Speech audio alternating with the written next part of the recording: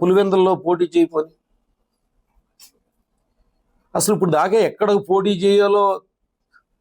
అసలు లేదంటే 24 సీట్లు తీసుకుని చంద్రబాబు నాయుడు కాళ్ళు చేతులు పట్టుకుని జన సైనికుల ఆత్మగౌరవాన్ని చంద్రబాబు నాయుడు పాదాల దగ్గర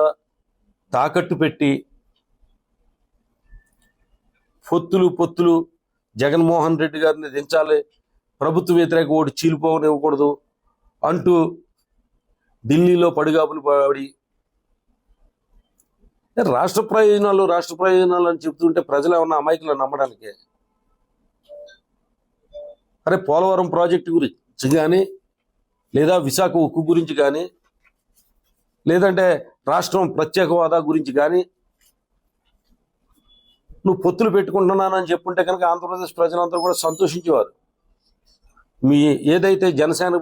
పార్టీకి సంబంధించిన కార్యకర్తలు వాళ్ళు కూడా గర్వంగా మా నాయకుడు ఈ రాష్ట్ర ప్రయోజనాల కోసం, ప్రత్యేక హోదా కోసం, లేదా పోలవరం ప్రాజెక్టు కోసం, లేదా విశాఖ ఉక్కు కోసం అరే పోరాడుతున్నాడు, పొత్తులు పెట్టుకుంటున్నాడు అని చెప్పుకునేవారు వాళ్ళు.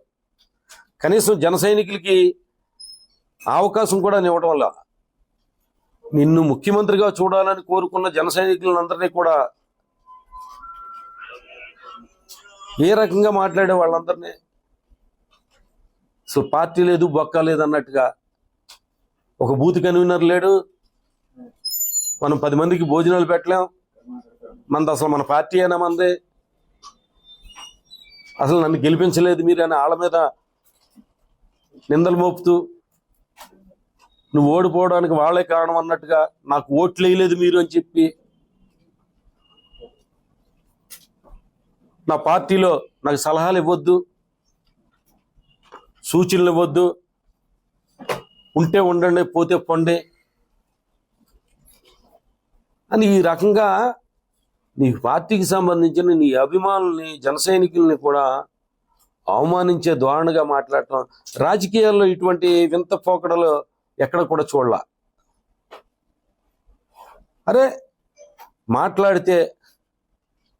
ప్రజారాజ్యం టైం నుంచి చూసుకుంటే పంచులు ఓడగొట్టి తొంతానని చెప్పి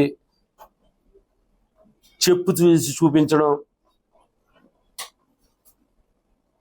అలా రోడ్డు మీద తరిమి కొడతామని చెప్పడం, అసలు ప్రజాస్వామ్యంలో ఎక్కడ కూడా ఏ రాజకీయ నాయకుడు కూడా వాడని భాష ఒక రౌడీ భాష. ఒక రౌడీ భాష మాట్లాడుతూ గ్రంథి శ్రీనివాస్ రౌడీ